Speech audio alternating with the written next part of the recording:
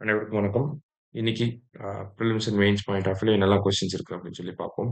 First one, national action plan on anti microbial resistance was launched in which year அப்படின்னு சொல்லி கேட்டிருக்காங்க.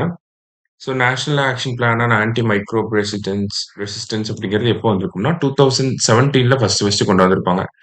இப்போ இந்த பிளானோட செகண்ட் வெர்ஷன் 2.0 அப்படிங்கிறத லான்ச் பண்ணியிருக்காங்க. அது 2025ல இருந்து 2029 வரைக்கும் நடைமுறையில இருக்க போகுது. சரியா? அடுத்தது, centre has consolidated 29 labour loss into 4 அப்படின்னு சொல்லி கொடுத்துருக்காங்க. அதாவது தொழிலாளர் தொடர்பாக சட்டங்களை 29ல இருந்து இப்ப 4ஆக குறைச்சிருக்காங்க. 4 என்ன அப்படின்னு சொல்லி பாத்தீங்கன்னா, ஊதிய குறியீடு, தொழில்துறை உறவுகள் குறியீடு, சமூக பாதுகாப்பு குறியீடு, தொழில் பாதுகாப்பு, சுகாதாரம் மற்றும் பணி நிலைமைகள் குறியீடு அப்படின்னு சொல்லி மாத்திருக்காங்க. அதாவது code on wages 2019, industrial relations code 2020, code on social security 2020, occupational safety, health and working conditions code 2020. இது நாளையும் நல்லா ஞாபகம் வச்சுக்கோங்க. மெயின்ஸ் பாயிண்ட் ஆஃப் வியூ இது முக்கியமா இருக்கும். இதுல கோட் ஆன் வேஜஸ் மட்டும் 2019, மீதி எல்லாம் 2020. சரியா?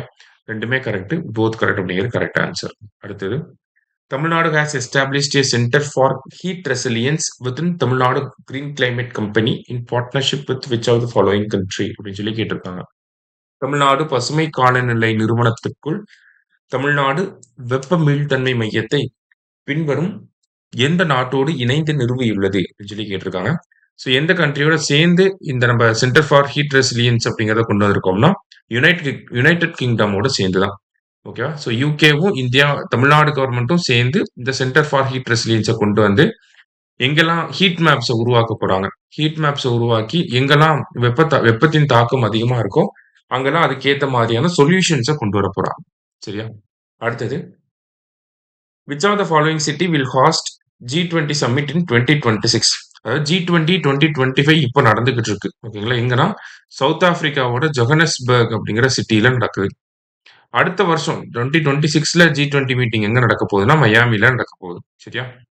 லாஸ்டா, GI tag is accorded by which of the following ministry அப்படின்னு சொல்லி கேட்டிருக்காங்க. ரீசெண்டா அம்பாஜி ஒயிட் மார்பிள், குஜராத்தை சேர்ந்த அம்பாஜி ஒயிட் மார்பிளுக்கு ஜிஐ டேக் வழங்கப்பட்டிருக்கு. ஜிஐ டேக் கொடுக்கறது யாருன்னா department of promotion of industry and internal trade, DPIIT அப்படிங்கிற இந்த டிபார்ட்மெண்ட். இந்த மினிஸ்ட்ரி அப்படின்னா மினிஸ்ட்ரி ஆஃப் காமர்ஸ், வணிக அமைச்சகம் தான், காமர்ஸ் மினிஸ்ட்ரி. ஸோ ஜிஐ டேக்கோட டார்கெட் என்னன்னா 10,000 ஜிஐ டேக்ஸ் பை 2030 அப்படிங்கிறது அதோட டார்கெட்டா இருக்கு. சரியா? இன்னைக்கு 5 கொஸ்டின்ஸ் பார்த்துருக்கோம். தேங்க்யூ.